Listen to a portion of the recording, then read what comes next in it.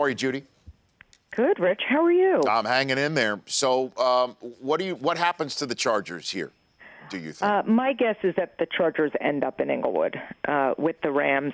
My understanding, it sounded like last night that's the way it's going to go.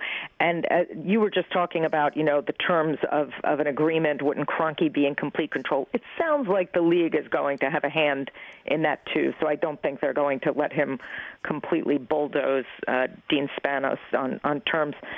I know that there were some owners, even going into this meeting before everything was settled, who thought that Dean Spanos might be better off as a tenant than as a partner because the debt is going to be so immense on this stadium. I mean, the cost of the stadium is going to go well over $2 billion with a B dollars. So there were a lot of people who thought Dean Spanos might be better off as a tenant anyway. But certainly, if the NFL is going to be involved in negotiating the terms, it's hard for me to imagine that Spanos does not take this leap into L.A. Well, Dean Spanos, the one for sure, one thing he didn't want to be at the end of the day, to use the phrase, was a tenant anywhere, right? I mean, that he wants to be the guy who owns the stadium, or at least if he is, he's not a tenant and the landlord is another owner in the NFL. I don't think that's what he envisioned. I don't think it's what he envisioned at the start of this process. Certainly, it's certainly not his best case scenario. But I think this might be the best of the worst case scenarios. I mean, he's not getting the project in Carson, obviously, and as you were just saying, does he have the cash to be an equal partner with Stan Kroenke? Right. I don't think any of us think that. The other option is there any way that they come up with public funding in San Diego to get a stadium built there? The one thing that did not change yesterday was the public appetite or lack of appetite for publicly funding a stadium in California. There's no reason to think that part has changed.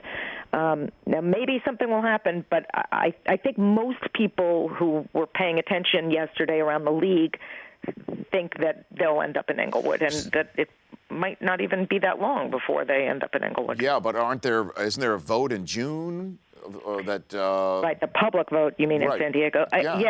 Well, first of all, Dean Spanos has to make a decision by the end of the league meeting in late March about where he's going to play this season coming up, 2016. So, the clock is sort of ticking. So the June vote might not even be a factor. Might not even get there. Decision, right. Judy Battista, NFL Media, joining me here on the Rich Eisen Show. So what about the Raiders? What about them?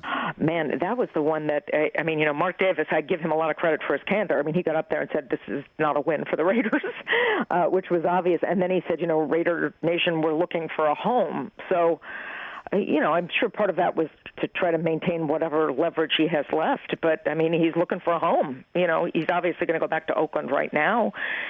But, he did not get the gigantic golden parachute to bow out gracefully that I think most of us expected the league to give him. $100 million, I'm not making light of it, but it's a pittance for the NFL, and it's certainly a pittance in the scheme of building a stadium. And the Raiders certainly don't have the kind of money that they could put up to privately fund a stadium, and there's, again, no appetite for public funding. So I don't know what happens to the Raiders. Obviously, if the Chargers choose not to go to Inglewood, they get a crack at Inglewood. But I don't foresee that the Chargers are going to pass on that. So it's feasible that the Raiders are chatting with St. Louis people, San Antonio people today, and the league wouldn't be able to stop them, right? Because they've already approved their application for relocation. Right. The league, I think, basically said to them, you get dibs on relocation if that's what you choose to do.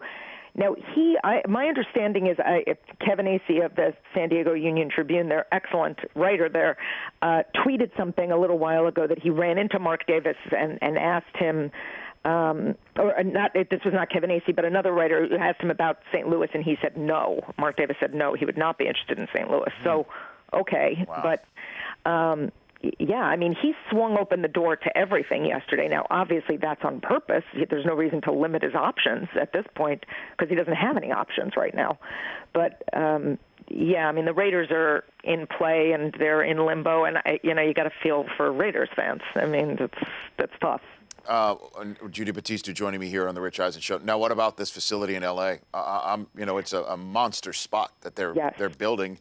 What are you It's hearing so about? big. I mean, I'm sure you've told your listeners that. I mean, when you fly into LAX, Yeah. you can't miss it. Nope. It's gigantic. It's right there.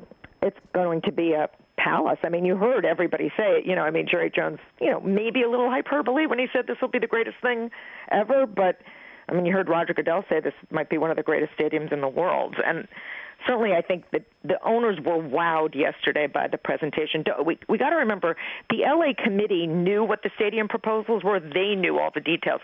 But the full ownership had not gotten the full scope of all of the proposals until yesterday.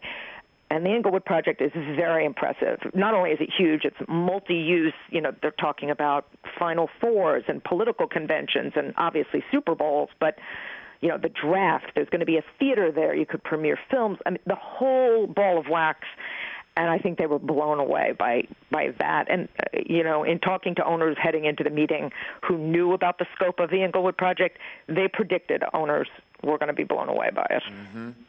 So I guess a last thing for you. Should we assume the owners of the Raiders and the Chargers were the two who voted no for Inglewood? Should we assume that? I don't know. In talking to somebody, they said, you can never count out Mike Brown of the Bengals, who famously votes no on everything. Including always. replay. Yeah, he voted against replay being made permanent in the first owners meeting NFL Network ever covered. Exactly. So he, who knows? We don't know. It was a secret ballot. I mean, I would have assumed that those two voted no, but when the person raised Mike Brown as a possibility, it was like, yeah, maybe. Yeah, and then, well, I mean, we know the Raiders usually abstained. That's what Al would do. Al would always abstain. That's what Al did. That's what he would do. All right, Judy, thanks for giving us the 2 cents there. Considerable. Good talking to you. Certainly, I guess we should say everything in terms of dollars and cents with something like this. Lots and lots of dollars. You bet. That's Judy Battista here on The Rich Eisen Show. The Rich Eisen Show, weekdays at noon Eastern. On Audience.